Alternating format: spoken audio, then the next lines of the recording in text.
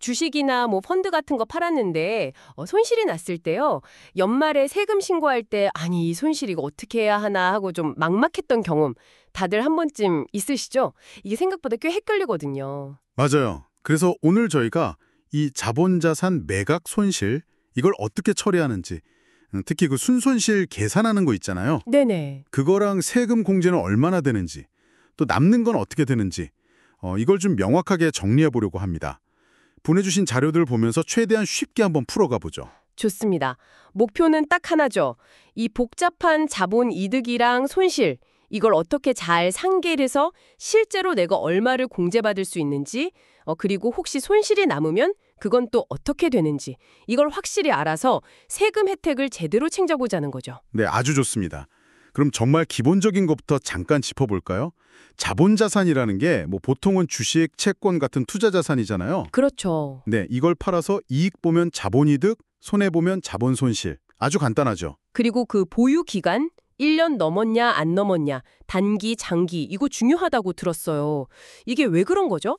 아, 정확해요. 그 1년 기준이 중요합니다. 왜냐하면 단기냐 장기냐에 따라서 세율도 다르고 또 이 상계하는 방식에도 영향을 주거든요. 보통 장기 이득 쪽의 세율이 좀 더 낮으니까요. 아하, 세율 때문에 그렇군요. 자, 그럼 이제 진짜 핵심, 계산하는 거예요. 막 단기 손실도 있고 장기 이익도 있고 막 뒤죽박죽 섞여 있으면 이거 도대체 어떻게 계산해야 돼요? 한번 좀 풀어주시죠. 네, 이게 바로 상계, 영어로는 네팅이라고 하는 과정인데요. 원칙은 생각보다 간단해요. 일단 같은 종류끼리 먼저 합칩니다. 같은 종류끼리요? 단기는 단기끼리? 그렇죠. 단기 이득이랑 단기 손실을 다 더해서 순단기 이득 아니면 순단기 손실을 하나 만들고요. 장기도 똑같이 해요. 장기 이득이랑 장기 손실 다 더해서 순장기 이득 또는 순장기 손실을 계산하는 거죠. 아하, 일단 단기팀, 장기팀 나눠서 자기들끼리 정산을 먼저 한다. 예를 들어서 제가 단기로는 한 5천 달러 까먹고 장기로는 2천 달러 벌었다면요. 네, 바로 그런 경우죠. 그럼 순단기 손실이 5,000달러, 순장기 이익이 2,000달러잖아요. 네. 이제 그 두 결과를 합치는 거예요. 순단기 손실 5,000이랑 순장기 이익 2,000을 합치면 최종적으로 순자본 손실 3,000달러가 딱 남는 거죠. 아, 그렇게 최종 결과가 나오는군요. 그럼 만약 둘 다 손실이면요? 단기도 손실, 장기도 손실이면 그냥 합쳐서 더 큰 손실. 맞습니다. 둘 다 손실이면 합산해서 더 큰 순손실이 되고요. 둘 다 이익이면 합산해서 순이익이 되겠죠. 이렇게 해서 그 해의 최종 결과는 딱 하나. 순자본이득 얼마 또는 순자본 손실 얼마 이렇게 결정되는 겁니다. 오케이. 자, 그럼 방금 예시처럼 최종 순자본 손실이 3,000달러 나왔다고 쳐요. 그럼 이 3,000달러 손해본 거 그대로 제 다른 소득에서 깔 수 있는 건가요? 세금 덜 내는? 여기서 아주 중요한 숫자가 등장합니다. 바로 연간 3,000달러 한도예요. 3,000달러요? 네, 순자본 손실이 얼마가 나왔든지 간에 그 해의 월급 같은 다른 소득에서 공제받을 수 있는 금액은 최대 3,000달러까지로 제한됩니다. 부부가 별도로 신고하면 각각 1,500달러고요. 아니, 연간 딱 3,000달러까지만요. 그럼 만약에 제가 예를 들어 손실이 1만 달러가 났어요. 그럼 3,000달러만 공제받고 나머지 7,000달러는 그냥 사라지는 거예요. 너무 아까운데요? 다행히 그렇지는 않습니다. 사라지지 않아요. 바로 이럴 때 쓰는 제도가 자본 손실 2월, 영어로 carry forward라고 하죠. 2월이요? 네, 그 연간 공제 한도 3,000달러를 넘는 손실 있잖아요. 방금 예시의 7,000달러. 이건 다음 해로 넘겨서 사용할 수 있습니다. 뭐랄까 남은 쿠폰 다음 해에 쓰려고 잘 챙겨두는 거랑 비슷하다고 생각하시면 돼요. 오, 다행이다. 그럼 그 남은 7,000달러 다음에 써먹을 수 있다는 거네요. 어떻게 쓰는 건데요? 맞습니다. 다음 해에 만약 자본이득이 생기면 2월 된 손실 7,000달러로 먼저 그걸 상쇄하고요. 아, 이득이랑 먼저. 네, 그래도 손실이 남거나 아니면 다음 해에도 자본이득이 없었다면 또 그 해의 다른 소득에서 최대 3,000달러까지 공제받을 수 있는 거예요. 그리고 또 남으면 그 다음 해로 또 넘어가고요. 이게 정말 좋은 점은 손실이 전부 소진될 때까지 기간 제한 없이 무기한으로 이월이 가능하다는 겁니다. 와, 무기한이요? 그건 정말 다행이네요. 손실 본 게 사라지지 않고 언젠가는 쓸 수 있다는 거니까. 근데 잠깐만요. 뭔가 주의할 점이 있다고 들었던 것 같은데 그 워시셀 규칙. 그건 뭔가요? 함정 같은 건가요? 아, 그거 정말 중요한 지적입니다. 워시세일 규정. 이게 뭐냐면요.